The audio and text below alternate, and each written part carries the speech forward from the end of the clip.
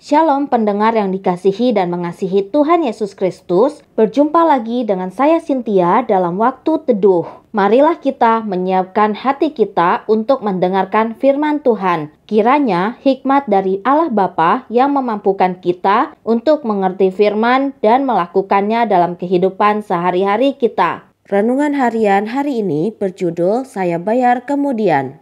Bacaan Alkitab hari ini diambil dari Lukas 14 ayat 7-14. Demikian firman Tuhan. Karena Yesus melihat bahwa tamu-tamu berusaha menduduki tempat-tempat kehormatan, ia mengatakan perumpamaan ini kepada mereka.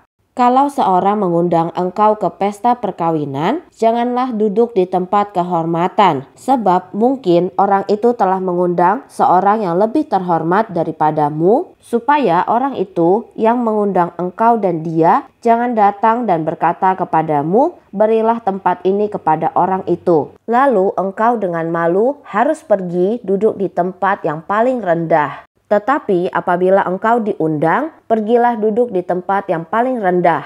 Mungkin tuan rumah akan datang dan berkata kepadamu, sahabat, silakan duduk di depan. Dan dengan demikian, engkau akan menerima hormat di depan mata semua tamu yang lain. Sebab barang siapa meninggikan diri, ia akan direndahkan, dan barang siapa merendahkan diri, ia akan ditinggikan. Dan Yesus berkata juga kepada orang yang mengundang dia, apabila engkau mengadakan perjamuan siang atau perjamuan malam, janganlah engkau mengundang sahabat-sahabatmu, atau saudara-saudaramu, atau kaum keluargamu, atau tetangga-tetanggamu yang kaya, karena mereka akan membalasnya dengan mengundang engkau pula, dan dengan demikian engkau mendapat balasnya. Tetapi apabila engkau mengadakan perjamuan, undanglah orang-orang miskin, orang-orang cacat, orang-orang lumpuh, dan orang-orang buta. Dan engkau akan berbahagia karena mereka tidak mempunyai apa-apa untuk membalasnya kepadamu, sebab engkau akan mendapat balasnya pada hari kebangkitan orang-orang benar. Nats pembimbing hari ini diambil dari Lukas 14 ayat 14. Demikian firman Tuhan. Dan engkau akan berbahagia karena mereka tidak mempunyai apa-apa untuk membalasnya kepadamu, sebab engkau akan mendapat balasnya pada hari kebangkitan orang-orang benar. Diandaikan seorang atasan berkata kepada seorang karyawannya, kami sangat menghargai apa yang Anda lakukan di sini. Namun kami memutuskan untuk mengubah cara menggaji Anda. Mulai hari ini kami akan membayar nanti setelah Anda pensiun. Apakah karyawan ini akan melompat kegirangan? Tentu tidak. Bukan hal seperti itu yang berlaku di dunia ini. Kita menginginkan pembayaran sekarang atau setidaknya setiap tanggal 1.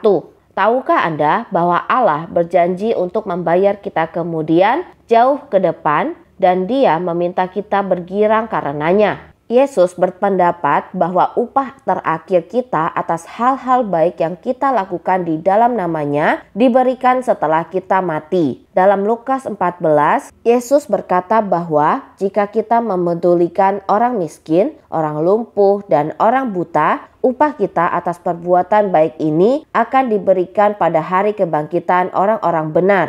Lukas 14 ayat 14. Dia juga mengatakan bahwa bila kita dianiaya, hendaknya bersukacitalah pada waktu itu dan bergembiralah, sebab sesungguhnya upah kita besar di surga. Tuhan tentu mengaruniakan kenyamanan, kasih, dan bimbingan pada hari ini. Tetapi sesuatu yang indah yang telah Dia rencanakan bagi kita tersedia di masa depan. Hal itu mungkin tidak seperti yang kita rencanakan. Kita tidak suka menunggu-nunggu. Tetapi bayangkan betapa mulianya saat itu kelak, yaitu saat kita mendapatkan upah kita di hadirat Yesus. Betapa agungnya waktu yang akan kita miliki saat kita menikmati apa yang telah Allah sediakan bagi kita kelak. Apa yang dilakukan bagi Kristus dalam kehidupan ini, upahnya akan didapat pada kehidupan yang akan datang.